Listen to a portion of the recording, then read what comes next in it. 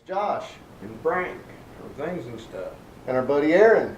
What's up? We're down in North Georgia this weekend, and Aaron's got a little collection of snakes, and he's going to start breeding them at some point, hopefully, and maybe we can get some of them for ourselves too. We wanted to share this with you while we were here. It's pretty cool. A little creepy crawly experience. Yeah. Frank said he wants to stay behind the camera this time. I don't think he's afraid of snakes, not at all. Not really afraid of him, just it'd be easier for me to be cameraman today. Josh is into him a little bit more than me, so we'll let him have the fun. And I'm going to be explaining a little bit about each and every one of them. So. Yep. Aaron's going to give you a rundown, give you a little brief history of how he got into them and such, and then going to show them off a little bit. Go Got for some it. pretty snakes. So a little backstory on the collection as far as what snakes I've got and why I've got them. So far I've got one male and 6 females. Obviously the one male is multi-gene, so that way I have the chance of passing more genes on to the offspring. We'll start off with the male. He is a banana Inchiwoma. Come here, big boy. And his name's Cosmo because he's very jumpy. But he is very pretty. Not really aggressive. He's just very cautious and a little jumpy. So we'll turn him around where you can get a good look. As far as some of the genes goes, the banana gene's obvious, the yellow color. They get spots as they get older. The inchi breaks up the pattern, and it also creates a pinch on the back of the neck, known as the inchi pinch, and a head stamp. The woma is another pattern mutation that breaks up the pattern. And as you can see, if you're familiar with ball pythons, which we'll pull one out a little later, that's a little more of a normal pattern, but you can see this pattern is completely broken up. So that's pretty much it. We're going to take him out and get some pictures. Yeah, we'll take him out and get some pictures. But like I say, they're all fairly well mannered, pretty easy to get along with, and somewhat curious. He obviously has taken a liking to the camera.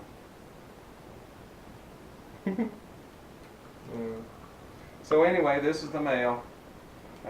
He is 850 grams. I would have to look at the record Now, to see. But having one male and 6 females, is that typical? somewhat, I've heard of breeders, which I'm new to breeding. I've heard of breeders using one male for 10 females. So I figure 6 won't overwork him. But 2 of the females are ready to go this year, which the female's weight has to be 1,500 grams before their breeding size, which I've got 2 females that are that size this year. So he'll be breeding with them this year, and then those females will probably go away. They're just basically getting my incubation system set up, and just hopefully 2 clutches. Hopefully 2 clutches that will get the incubation process dialed in, and we'll kind of see how that goes. And like I say, it's just a small hobby type deal that, Right. you know, just something to get into and something to pass time and meet like-minded people. The snake community is they're very generous as far as information goes. Right. You know, everybody seems like they want to help each other and really expand the community. And it's just fun. It's fun to get into them. They're kind of low maintenance pet. They actually Right. don't like being messed with a whole lot. So, you know, it's something to do and something interesting. The genetics plays a big part in what Yeah. gets me involved in. It seems like there's a lot of genetic science going Yeah, on. there. You know, you've got 3 main traits. You've got codominant, dominant, and recessive. All of my snakes have either codominant or dominant genes. Right. Actually, most of them is codominant, but no recessives at this point. Which, you know, it's very easy to study on Morph Market or, you know, get on any Facebook Right. Python page and learn kind of about codominant, dominant, and recessive genes, which I've done some studying on it. and understand, most of it somewhat. But Now, if one of our watchers is interested in getting into it, if they wanted to just get a decent, not necessarily something as bright as Cosmos, because he's loud. yeah, If somebody just wanted to get into snakes, how much would somebody be looking at? well, him for example he was $350. Recessive genes tend to be a little more. Obviously, the more either codominant or dominant genes that are involved, they seem to be more. You could get a normal for probably $50. Oh wow! Yeah. So the equipment, the racks, and the heaters are going to be your biggest expenditure right off the bat.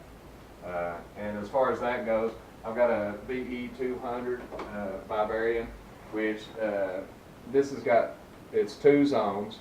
It controls the big rack and the small rack. These are like $200. The heat tape, you're probably looking at $100 for all the heat tape, the connectors, yada yada. And that's really it. The tubs, the racks. These racks were homemade. So you're probably, if you make them yourself, you're probably looking at $150 worth of materials and time to build the racks. Right. A few hours of labor, yeah, obviously. Tubs, 41-quart tubs. I mean, you can get them at the dollar store. They're what, $4 or $5 a piece or something like that. If that. I don't even remember what I paid for them. But and dishes and substrate, which is your bedding. Now, food, they're not very costly with food, right?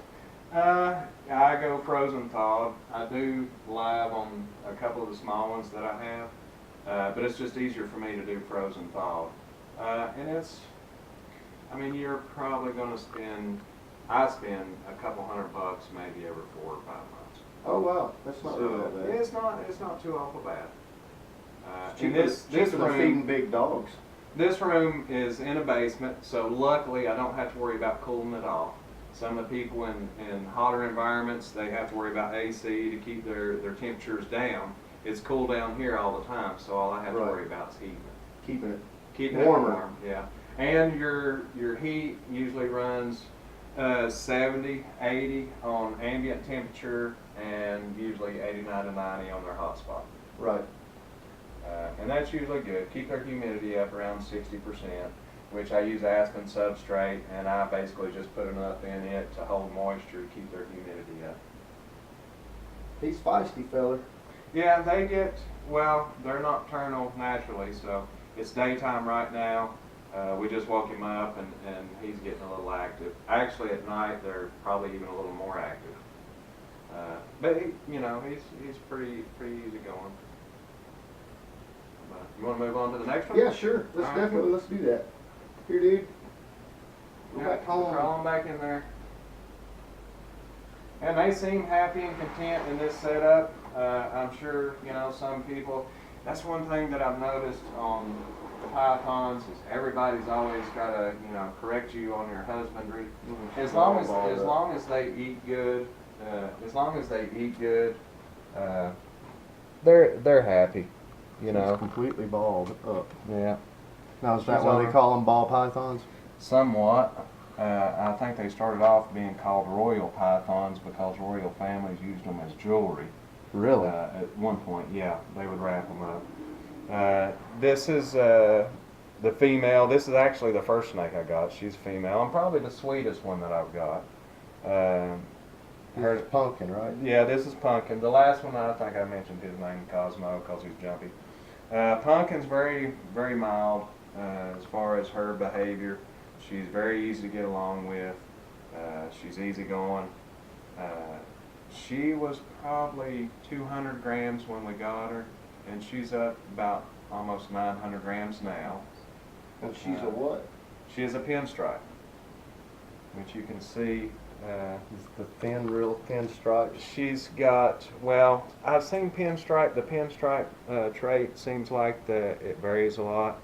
I've seen some, and I don't have a lot of background on her, so I don't know if she's het, which is a term for a non-visual recessive gene. Okay. And I don't know if she's het for anything. like I say, I've seen the pinstripe traits that they seem like they vary, and a lot of the traits vary some. But she's obviously a pinstripe. Very sweet, very easygoing. She's got some. She got some nice alien heads on her.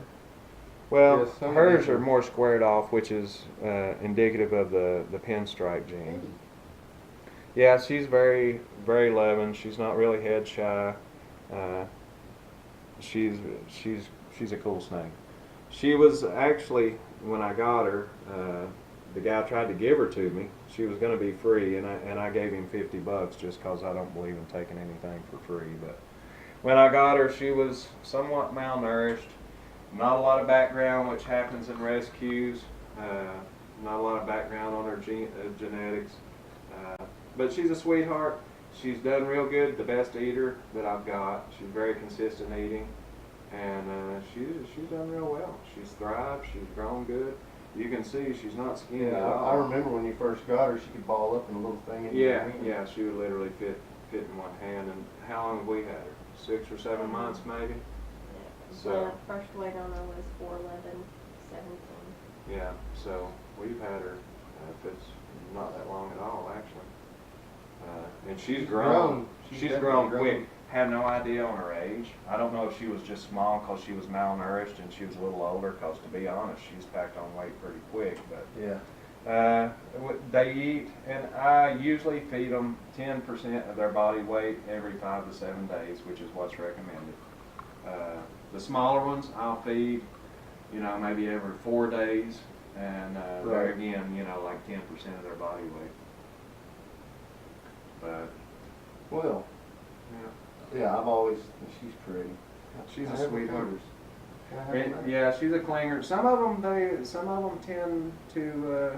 I know they're not arboreal or whatever, supposed to be tree climbers, but some of them are fairly clingy and Yeah, Cosmo had the tree boa thing going on a minute ago. yeah. But they're pretty neat. Well, if you want to take her out and take pictures, we can do that. And All right, I go. guess We'll we'll be right move on to back. that, and we'll come back and check out some more here in just a minute.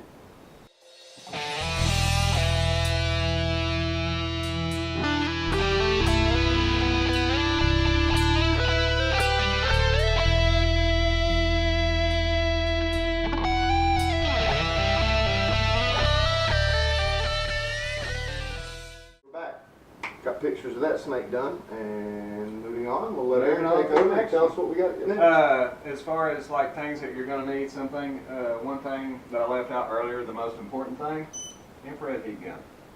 Every herpetologist or everybody that's into snakes or any kind of reptile, they need the heat gun.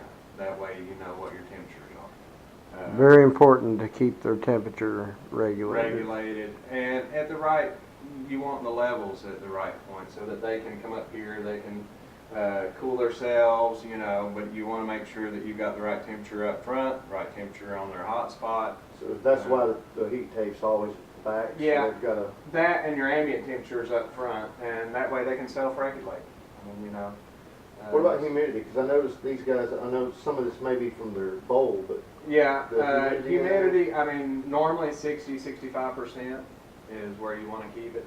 Like I say, the substrate, I keep substrate in it just for holding moisture. Okay. And I always put it over their hot spot so it creates humidity. right? And if you have any with stuck shed problems, some people they soak, whatever. With the setup I've got, they always have full sheds, so I don't have to worry about that. On to the next one. Another single gene female, This is my favorite snake. which this is one of the bigger ones. She's 2,700 grams, I think. 28. And 2,800, and she's very active. She's very curious. She loves running all over the place. She's my buddy. She's a pastel. Her name's Darby, and I bought her recently, actually, from a breeder. So I don't know how much they were handled. They handle well, but she's a little head shy. She's done a lot better actually since we've had her. I don't know. She's a cool snake. Like I say, she's pastel. She's going to be ones that goes this year. Like I said earlier, As far as breeding goes, the breeding, they will breed, there's one breeding season per year, usually in the fall through the winter. So she's going to go this year. Her and the next one that I'm going to show, they'll be going this year, and they'll be helping get my incubator set up. But she's a little more, as far as pattern wise, she's a little more like a normal, with the alien heads, things of that nature. You checking out more pic? Well, these are what you're talking about with the alien heads. Yeah, correct. Yeah, the spots on the side. She's got a more normal pattern than any of the rest of them that I've got. But she is a decent example of pastel. Her head, which if I can get her head back around here, her head is somewhat blushed out. Which, when I got her, she had like a real dark spot on the back of her neck that I'm assuming No, came when from you say rubbing. blushed out, you mean how the color fades? Yeah, well, what- how it's lighter. You know, that's being blushed out. And she's got some blushing on her dorsal. Her pattern is somewhat skewed. Pastel is an enhancer gene. So it ought to go good with the banana inchiwoma that Cosmo is. So we'll see what they produce. I like Darby. Yeah, and like I say, females, for those that aren't familiar with ball pythons, females usually get bigger than the males. Females, I've seen them 5,000 grams, which is about twice this girl's size. The males, yeah, and the males usually, you know, they get up a couple thousand grams as well, but not normally. You know, most of them you see is 1,000 to 1,200 grams. But Yeah, Darby is awesome. is there any other questions about her or the process?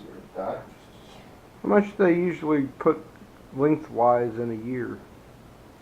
It depends. I mean, you know, like anything else, from their hatchling, their first year, they're going to put on the most weight, the most. As far as getting up to breeding size, males can reach breeding size within a year. Wow.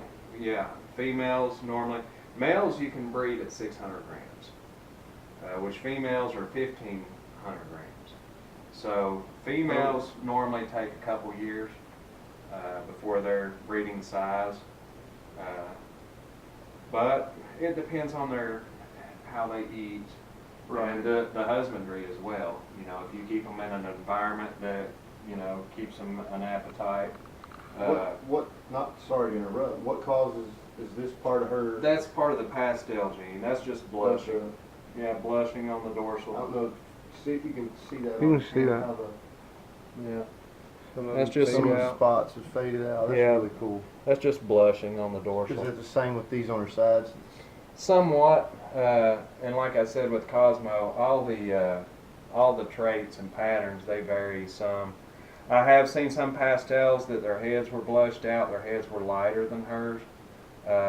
She's a decent example of a pastel, and that as well varies as far as quality. Some people look for different things, you know, Right. to call them quality animals, but she's decent. She eats good. She's healthy. No problems at all, and hopefully she's going to go and have babies with Cosmo this year. Cosmo, it sounds like you got a date lined up for you. Yeah, he's got a date. You're gonna Right. play him some Barry White in the background. White, Get him some candle. scented candles. Yeah, get some candles going. Drum line. But yeah, normally, like I was stating, 2 years on getting the females up to weight, maybe more, depending on how they eat, your husbandry. And you know, if each- you give them Each an snake has environment. their own eating habits too, right? Typically. Not necessarily eating habits. Some are better eaters than others. Okay, yeah. But yeah, they all once they turn that feeding switch on, you know, if they're good eaters, they turn that feeding switch on. They're chowing down. She's beautiful. I Yeah. like Darby. I think she's my favorite, And honestly. she's probably the most curious, you know, the most active. She's all the time on the go. She's looking for somewhere to go all the time. She crawled down in the back of the couch on us the other night. Kind of got her. She got herself hooked on the couch, and I don't know, she's a sweetheart. Like I say, I don't really know a lot of the background on these. I got them, her, and the next one that I'm going to bring out. They were from a breeder in Tennessee, and so, you know, don't really have a lot of the history, but she is a pastel, and that's really all I was wanting, was just a good single gene female to go this year with Cosmo, because the other females I've got, they're not going to be ready this year. Hopefully Pumpkin will be ready next year. She's up to 900 grams, so hopefully she'll continue to eat well and put on weight. The other ones probably still got a couple years, which we'll get to them in a little bit, but they're pretty much sub-adults or hatchlings. What we'll do here in a minute is we're going to take these, what we're doing, and I'm sure you've seen it in the video by now because we're probably already to that point. We're going to take these guys out and girls and put them in the sun and get the good natural light on them and take some pictures, and then we'll shoot those pictures in between the segments about each snake. So yeah, kind of give you a better look at what they look like, which I think they're living pieces of art. they are beautiful. I mean, they're beautiful, and fairly well mannered, well tempered, and you know, they're just kind of low maintenance pets. Is it just lighting in here, or does she actually have a little bit of yellow in the back of her neck right there? Yeah, the blushing, that's part of the pastel. It looks a little yellow in this light. And also I've noticed pastel tends to like put some blotching on the sides. It gets a little grainy. Yeah, it just gets a little grainy. I've noticed that with pastels as well. Girl. But pastel does different things with different other traits. Like I say, it's an enhancer gene. By itself, it's not that incredible, but with other genes, it does wonders. It really makes them pop. Yeah. Yeah. Well, you want to take her out and get some pictures of her? And Sure. We'll go outside Alrighty. and get some pictures of her. We'll see y'all in a little bit.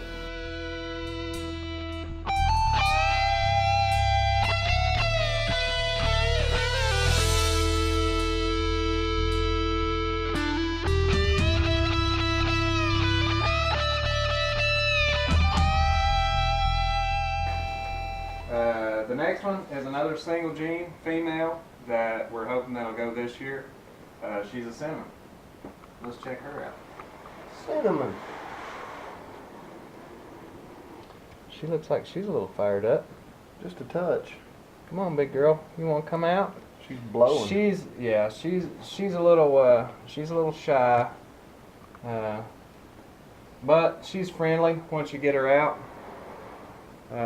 You can see with the cinnamon gene, they're a lot darker, and it also breaks up the alien head patterns towards the tail. Notice the white around the edges of the alien. Does that come from the cinnamon gene? Possibly. I noticed that in the pinstripe as well. Some of the alien heads are outlined in white. The cinnamon gene is just a darker color. You can see there's not as much blushing in the dorsal. And if we can get her head around here, which may be a little difficult, her head is somewhat darker. Oh yeah, way darker. Yeah. And, you know, like I say, as far as quality goes, to some people this may be low quality cinnamon, to other people that may be high quality. This marking looks just like the Phantom of the Opera mask. Yeah. And the cinnamon, it is a color and pattern mutation, so there is some mutation in the pattern as well as the color. She's normally not this active, but She's trying to flip herself upside there's down. normally not 3 or 4 people in here. Right. So, but she's doing good. She's a sweetheart. Like I say, I bought her, and which I don't know if we got to the other one's name. The other one's, the pastel is Darby, and the cinnamon is Casey. And so we basically just bought Darby and Casey. It's got a pair of boobs on this side. Yeah, she's a It girl. sure does. She's a girl. Those- So anyway, those boobs. we just bought them this year, just for breeding this year, just to get the incubator set up and everything like that. Well, she's all kinds of fired up. She's ready to go. She's feisty. Come here, big girl. You want to go around my neck so you can choke me? That make you feel better? But anyway, She is wound up now. I don't know if we'll be able to get a picture of her moving the way she is. yeah, she'll stay still. Once they go outside, it kind of freaks them out when they get outside sometimes. But this is kind of part of ownership. They just sometimes they're docile, sometimes they're real active, sometimes they're timid. Of course, like people, depending on what mood they're in, you know. None of them are really, none of them that I've got are really aggressive. I have seen videos of ball pythons that were aggressive. Is it more of the norm for them to not be, or? Typically, yeah. Normally, if they're aggressive, maybe something, you know, I'd say that there's a lot of things that come into play as far as, you know, possibly how they're taken care of, possibly Right. how they're treated. So, you know, could be genetic, could be mood. Yeah. I've got some of mine out that, you know, sometimes just they're in a mood not to be messed with, and they're just like, leave me Right. alone. Well, I had a friend years ago. It was just a small one. Could you pull her out of my shirt? Every now and then she would, or every now and then he would, no, I don't know that I can get her out of the shirt, actually. She wants to wear clothes. Yeah, she was all interested in my boob. But yeah, he would Don't reach pierce over it every for now you. and then and flip that snake in the head, and I asked him, I said, why are you doing that? Because He he's a said, dumbass. He said, because the snake's mean, and I said, no, the snake's mean because you keep flipping it in the head. Yeah, snake. You can't really train snakes as far as that goes. Any type Let's of not go that aggression, route again. any type of aggression you show towards a snake, they don't know why. They're just not going to be a happy camper. Right. And they, you know, most of the time they treat people the way that people treat them. Right. You know, like anything else. So anyway, That's a cinnamon. she is a cinnamon. A decent example of a cinnamon. Right. And she's hopefully going to go this year, Breeding. breeding. So She's 27. she's 2,700 grams as well. No, let's not go back up in the She's a shirt. pretty big girl. But she's a sweetheart. She's healthy. They're healthy. They eat good, and obviously you can tell that they're active. You want to wrestle her for a little I while? don't care. Good. She's wearing me out. You gonna try to take pictures of her? Yeah, they're like a toddler that you're trying to hold as far as wrestling. They just wrestle you trying to get down. But she's a sweetheart. So I guess we'll go outside and take some pictures of her and be back in a bit. All right.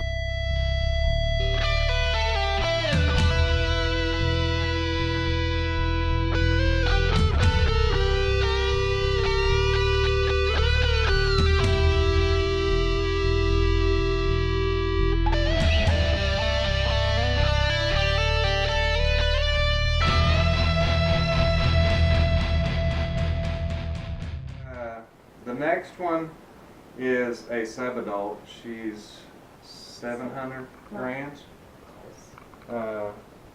And she is a bamboo. As far as price, I don't know. I know we mentioned earlier what things cost. Well, Cosmo, the male, was $350. Bambi was free, but I gave him $50. The two big girls were $250. They were $125 a piece. Bambi, which she's bamboo, as far as the trait goes, you can see that it's both a color and pattern mutation. Not really much of a head stamp. She is a good example of a bamboo.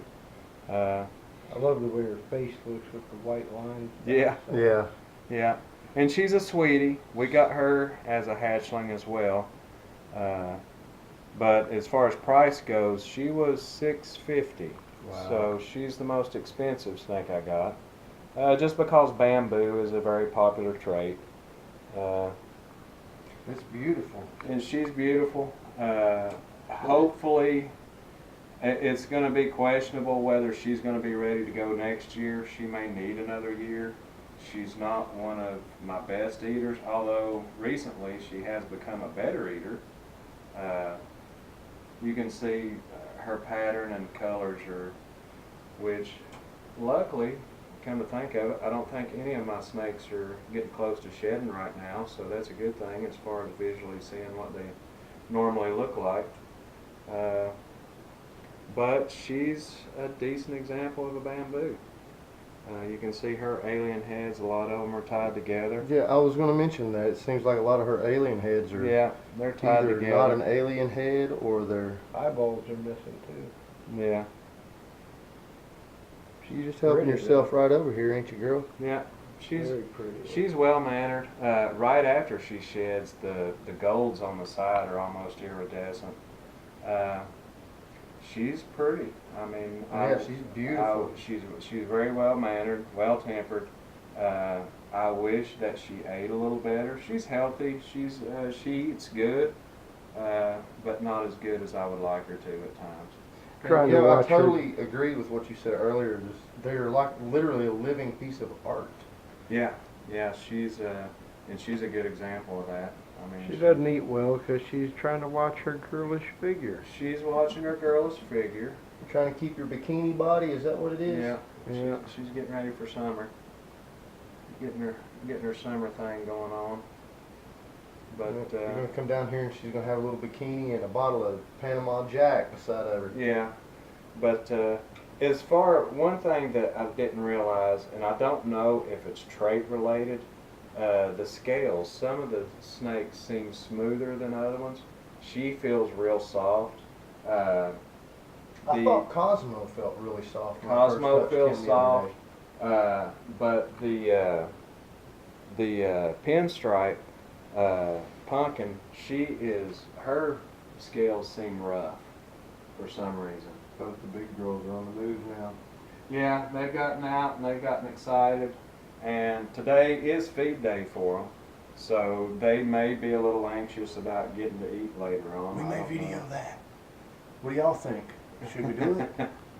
Actually, I've only got two small ones that they're hatchlings that eat live, and they're on crawlers, rat crawlers. Still, everybody likes to see a snake eat a dead rat. I do. Yeah, sometimes it gets exciting, especially with the big girls, when the smell fills the room Mhm. and that switch gets flipped on and Yeah. they're ready to eat. You better have the rat ready when you open that tub. They're coming after They're you. coming out. And anything that's putting off a heat source, whether it be you, Oh, whatever, yeah, they're you're- coming out. It's free game. Yeah, yeah, they're coming out. But it's But she is beautiful now. Her head's blushed out too. that's part of Is that a the common gene that causes it with? that's Garvey? part of the bamboo trait Okay. is the head stamp. So And- there's and- different traits that can cause the same visual effect. Yeah, and I should have been going along and telling the pinstripe is a dominant trait. Mhm. We'll just start off with Cosmo, the Inchy Woma banana. Banana is codominant. They say they're super bananas. The Inchy is codominant, and Woma, I think, is dominant. I don't think there's a super form to a Woma. The pinstripe is dominant. They're either pinstripe or not. The which is Pumpkin. pumpkin. Darby, who's the pastel, pastel is codominant, so there is a super form of Okay. pastel. And cinnamon also is codominant, which is Casey. But the super cinnamon, and that's where you get into some of the bad things about, super forms of some of the traits and stuff. The super cinnamon has a bad habit of, not necessarily habit, but you run the risk of having problems with the hatchlings, with a lot of kinking, which is In their body. yeah, as they're developing in the egg. I don't know what happens genetically or why they're more susceptible to kinking, but the super cinnamons, they're more susceptible to kinking. And the bamboo, which I have here, is also a codominant, and the super bamboo, or the super form of the bamboo, is a solid white snake. Huh. Yeah. So Well, there's a lot of white and light in hers, so I can Yeah. see that. that's why you were talking about the blushing. I figured I would mention the traits and, you know, they're dominant or codominant. I love her war paint on her face. Yeah. That's just awesome. Yeah. But she's pretty lax. She's usually real timid. She's got a very good attitude as well. She just likes to crawl around. But Well, let's crawl her out there and take some good pictures of her and awesome. We're gonna see what other kind of goodies you got hidden in wrestle her there. around outside. Yeah, I've got 2 left that I'm pretty tickled with. So they're hatchlings, and they're pretty. They're So, still pretty. Yeah. Yeah, I like all of them. Yeah. Honestly, I still like Darby. I think she's awesome. I don't know, either Cosmo or the bamboo's my favorite so far. They're pretty. I don't know. I like Darby's attitude. My favorite is Pumpkin, only because we got her first, and she was just when we got her, like I say, she wasn't really the best best cared for, and she was just so sweet when She we went first. back there and balled right back up. Too. Yeah, when we first got her, she was so sweet, and she's still so sweet. But she does everything you want her to. She eats good. You Right. know, she's very. I wouldn't care to hand her to a small child, and you know, Right. you don't have to worry about her biting at all, or you know, being aggressive. She's just super sweet. And Bambi, she's turning out to be about the same nature.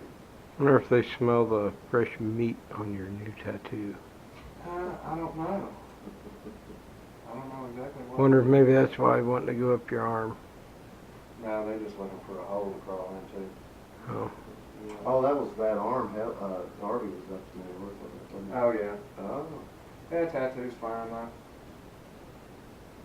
Well, let's go get some pictures. Yep.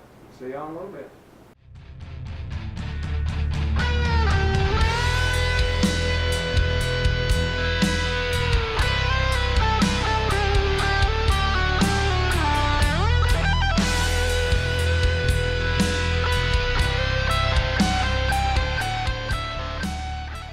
The next on the agenda is Shelby. She is a GHI cinnamon. Gotta have it. Gotta have it. And she's, I'm wanting to say hatchling size, but she's probably close She to was 300 grams. Close. But she was, when we first got her, she was 82. 82 grams. So she's a good eater. She eats well. If I can get her head out here and show her. She's very pretty. Love the GHI pattern. And the cinnamon comes through as well. As far as price wise, I can't remember. $350. Absolutely beautiful. Yeah. And where all the other ones that we've shown have been single gene females, she's a dual gene female. And GHI is dominant, I think. I don't think there's a super form for GHI. Of course, the cinnamon is codominant. There is a super form for the cinnamon. And she's just a sweetheart. She's very, it seems like she enjoys being handled. The gold, I don't know if it's coming through. The gold is almost metal flake on her dorsal. They all look like. And she has lightened up. When we first got her, just like the whole upper half of her body was black except for the gold. And the gold really stuck out a lot. There was a lot of contrast. And you can see that it's starting to lighten up a little bit down the dorsal. I don't know how much more it's going to lighten up. As far as her tail goes, she's got some funkiness going on with her alien heads on the tail. But she's just she's a easygoing. Her belly looks kind of dark, or maybe it's just the light that it. Yeah, her belly's fairly light. Oh, okay. She's gorgeous. Yeah, she's easygoing. a great eater. Her and the next one are the only ones that I've got on live, feeding live. That's And always fun to watch. only because it's so quick with them. They don't give it. I mean, you know, it's like 2 seconds. They're both very good eaters, and the only reason that I feed the small ones live is because it's easy. You know, it's not hard to pick up some crawlers, rat crawlers, from the local breeder, and it kind of kicks in their natural instinct of feeding a little bit. Right. So. Right. And it seems like the older they get, the easier it is to switch them to frozen thawed. Which the process switching them to frozen thawed is to have live, kill it, put it in with tongs to get them used to getting food from tongs, Right. and then go ahead and wean them to the frozen thawed. Now, when you put a frozen one in there that's been thawed and warmed up, you got to wiggle it around with the tongs and make it look like it's moving. No, normally when their food response is kicked in, they're ready to eat. So mostly it's identification. Once they identify it as food, and Yeah. it becomes routine as well. They know I heat the rats up in the same room so that the air of the rats permeate the room. They smell it, that switch gets flipped, and then from that point, they're just identifying it as food. When you put it in front of them, they'll lick it about twice. They identify it as food. They know what it is. Boom, they nail it. Cool. Yeah. So you keep your tongs. I see your tongs laying there. That's the ones you feed them with, I assume. Yeah, and sometimes those are a little short. Yeah, which makes life interesting. Yeah, but it's you know, like I say, after a while, it's become routine. So you know what to do. They know what to do. Some of them feed a little different, like the big girls. You know, like I say, you better have the rat ready when you open the tub. So they They'll don't come play out- with their food or nothing. They just No, they don't play with it. They strike it right off the bat. They'll strike anything that's close if they're really hungry. So if you're too close, they're going to strike at you. I taste like chicken. You wouldn't like me. Yeah, I don't know. They eat chickens too. Oh shit. Yeah, you might be in trouble. But she is GHI salmon, and like I say, she's I would consider a pretty example. Kind of reminds you of a leopard down the middle of her back. There is a leopard gene, and the leopard, it's mostly a pattern mutation. But she doesn't look like the ball python leopard trait. Yeah. She is beautiful. Their alien heads kind of get all squiggled over their dorsal on leopards. But yeah, she's a pretty girl, and she's a sweetheart. You know, very easygoing, mild mannered. Yeah, she's Super good eater. She's put on a bunch, you know, she's put on weight pretty quick since we've had her. She eats regular 10% every 4 days of her body weight. And you can see she's not going hungry at all. No, she's not skinny. And she's healthy. It's not like she's too fat either. There's some that, and there again, as far as raising, you got to pay attention to the snakes. You know, you've got to listen to what the snakes tell you. If they're blowing up, you know that you're feeding them too much. You know, if they're getting fat, just cut their food back a little bit. You know, either wait another day or two, feed them a smaller meal. If they look skinny, they're acting more aggressive towards food, maybe bump their food up a little bit. You know, I'm sure their metabolism and digestive system varies between snakes. Some of them may digest it faster, may want to eat more often. Some of them may be a little slower. You just have to pay attention to the snakes and what they tell you. You know, just look at their Right. body, their attitude, their temperament. If they're happy, you know, if snakes are happy, they'll probably act like what you've seen. You know, curious, not aggressive. Right. Kind of mellow. They're not hungry and they don't feel threatened. Yeah, they don't feel threatened. You can tell when an animal's happy or not. She's definitely a pretty girl. Yeah, she's a sweetheart. Well, let's go get Let's some go get- pictures. Let's Yeah. get some beauty shots. And her name, which I don't, as a reminder, her name is Shelby. All right. Yeah, so we'll go get some pictures of her.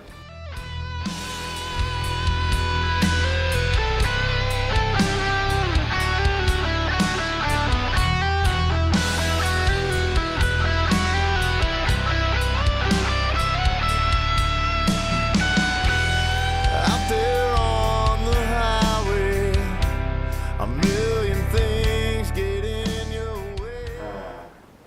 Okay, the last one that we're going to show is a inchy A pastel. calico. I'm getting there. Inchy pastel calico, which we got from a local breeder here in Georgia, Frank Moore, who has a Facebook page. I think it's Positive Pythons. No, that's Brian. That's another guy. Does he have a YouTube channel? I don't know if he's got a YouTube channel. We'll look around. If we find a YouTube channel, we'll put the link Down below. down below. And we may put his Facebook. Yeah, you can put his Facebook page up too. Yeah, Frank Moore. Frank's a real good guy. Gave me a good deal. The one that we're going to show, she was $350, which is for a three gene female, and she's a good example. And one thing I like about her is when I bought her from Frank, he said that she was the most aggressive hatchling out of the clutch. And she has not been the least bit aggressive. She's the only one I've got that will actually, when you open the tub, she'll actually crawl out in her hand. So we'll see if she'll do that right now. Because I call her a social butterfly. Come on. And she'll normally crawl out in your hand. Come on, big girl. Wow. Yeah. And she is so beautiful with her colors. The inchy, the pastel, like I was talking about earlier, as far as being an enhancer gene, you can see like the blushing on the dorsal. Yeah. The calico, which is color and pattern mutation, which is one that we haven't looked at yet. You can see there's I think she's a low expression of calico, although the white has been coming up more on her belly after every shed. Super eater. Frank said she was the most aggressive, and she has been nothing but a sweetheart. You can see somewhat of the inchy head stamp and the inchy neck pinch. And the pattern mutation is Absolutely gorgeous. inchy and calico as well. Yeah. And she's a sweetheart. She's a social butterfly. She loves getting out. She loves being held. She's not aggressive at all. I'm so super psyched to see what kind of offspring I get from her and Cosmo. Which her name is Helen. And the reason I named her Helen is because when we met Frank to pick her up, it was next to Helen, Georgia. So with Helen being a popular city, I figured that was an appropriate name. And She's the one that does the weird thing with yeah, arm hair. when she hits your arm hair, she'll turn her head straight up and down and kind of bury your nose and shake it. So it must tickle her nose. I don't know what it does. Which she's not as bad as she used to be with that. But she's grown quite a bit too as well. When we got her, she was less. She was maybe right at 100 grams. Yeah, and now and those weights have been from a couple weeks back, so she's probably around 300 grams at this point. But her yellows, not really, and of course their colors change as their colors change from the time they're hatchlings. They get older. A lot of times, depending, it muds it out. That's another thing about the pastel gene is it kind of helps them retain their colors a little more. Okay. So as far as being part of an enhancing gene. But with Inchy normally brings out a lot of orange, which she's got some orange, some flaming, a little bit. But I Oh, think yeah. the calico, I think a lot of the calico kind of, tweaks it out with the white at the sides. Right. And like I say, I'm curious to see how much expression of the calico that she gets as she gets older. How much comes up, because I've seen some low expression calicos that really don't reach a whole lot up the sides, and some of them are like half to 3/4. Now you're saying as she gets older, would you still call her hatchling size, or she? She's definitely hatchling. She's gaining on subadult. I'm not sure where the subadult begins as far as weight goes. It would vary whether it was male or female. Obviously, 500 grams for a male is an adult. Right. They're able to breed at that size. For a female, 500 grams may be a subadult. Okay. Haven't really looked into that part of it as far as that goes. But yeah, she's got a neat little head stamp, almost like a cross right in the middle of her forehead. Yeah. Sure is. And there again, you see part of the pastel that's got her head blushed out. Uh-huh. Which is part of what also is creating that cross. Yeah. Yeah. She's a sweetheart. Got something on your nose? Got a little aspen on your nose? I'll get it off for you. And like I say, she's a sweetie. And I was a little surprised when I picked her up from Frank that Frank said she was the most aggressive one out of the clutch. She's And, pretty chill. Yeah, she's been like this since day one, which I'm glad she was aggressive. She's a good feeder. Well, let's see how she looks in her bikini pictures. Go do a little fashion show. Do a with her. fashion shoot with her. Yeah, how about some glamour shots? Yeah. I think she's up for it. she seems to be. She's a social butterfly. Awesome. Well, I guess we'll go take a few pictures. You're going to come back and do a closing and let everybody know. Yeah, I mean, we'll do a closing. Any, As far as I haven't produced any to sell at this point, so I'm not even thinking about the selling aspect of it. Right. I just basically want to get an incubator and things set up for that nature. Right. And that's something else, getting a YouTube channel, and I would like to be a part of the YouTube Society, Right. with the ball pythons. But I haven't made it that far yet. Like I say, my collection is small. It's still your personal science experiment right now. It's somewhat of a science experiment, and I genuinely like the snakes. Right. I mean, I think Oh, they're neat. understandably, they're beautiful. I think they're neat creatures. They make decent pets, and Low maintenance for the most part. low maintenance, and just to diminish somewhat of the stigma that society has towards snakes. Some of it may be, hereditary. Some people just hate snakes. Right. But I think I'll do whatever I can to help show that, they're a cool little animal. Yeah, They're beautiful. definitely. They're beautiful animals, and they're neat to get out and spend your time with, and I don't know. just I would enjoy like to bring Gavin down next time I come down to let him see him. I think he would like him. it. Yeah, especially kids. We had our neighbors, was like 3-year-old. 3 years old. Yeah. He fed them all. Yeah, we've got anybody that I can really to get around snakes, and show Right, them that, right. to try to eliminate whatever stigma they feel might be involved with snakes. I try to do that, with kids, you kind of have to be careful because then they want to go pick up every snake they see. Right. And, so you kind of have to let them know that, hey, these are non-poisonous, Right. captive animals, not to mess with snakes in the wild. Right. These are, for lack of a better term, these are as domesticated as a snake can be. Yeah. I mean, they're probably the first thing they see when they come out of the egg is a human. Right. So literally, we are their life to these snakes, which they kind of act a little strange when they get around. One thing that's kind of I've noticed when I get them out together is there's times that you can move and touch a snake and they react. Mhm. When snakes are together and they're touching one another, they don't react. So it's Huh. almost like they have, you know, a sense that it's another snake touching them and it Right. doesn't bother them. Which I'm sure is somewhat instinctual. Well, let's go get some pictures of her. All right, cool. Sound good? See you in a little bit.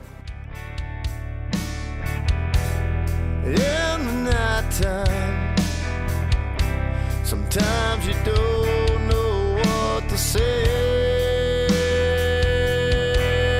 No, no. In the distance. I want to thank y'all for coming down and visiting my small snake project. It's been awesome. I've enjoyed Yes, it. yes, it has. Hopefully you come down and do an update. Yeah. Whenever I get set up, maybe get some clutches going. Yes, definitely. Keep up with my babies. Yeah, yeah. Keep And, up with the babies. I'd like to give a shout out to some local breeders, Frank Moore, Bob Vu.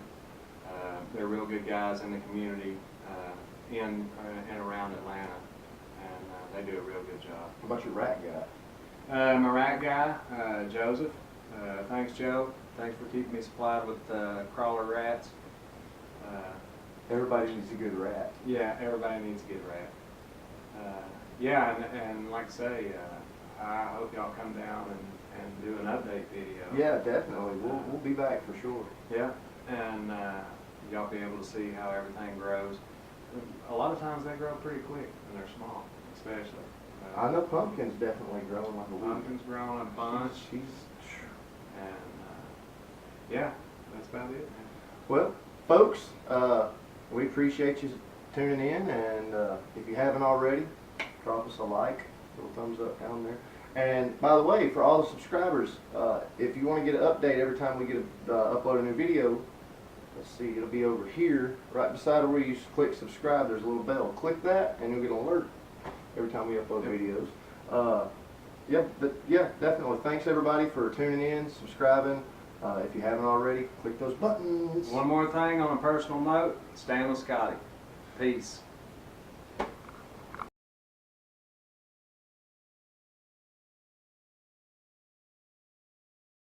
A necessary evil as far as snakes goes is live feeding. So they wanted me to do a live feeding. So I've only got 2 that feed live, and this is one, Shelby, which we've got some crawlers that are a little bigger than crawlers, unfortunately. And you can see they'll identify it as food, and it takes about 2 seconds before they realize what's going on. And they're very familiar with getting food dropped in. They know what the deal is. And about any second, within the blink of an eye, Getting me belly. supper time is on.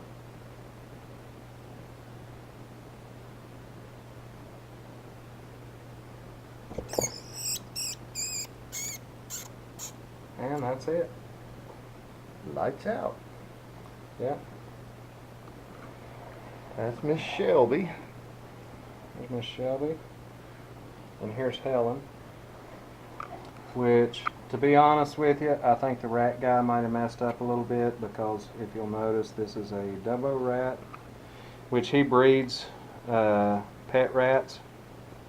But we worked out a deal for a riding lawnmower. I get rats from him. So anyway, this is a Dumbo rat. You can see by its big ears. Unfortunately, it's a good-looking rat as well.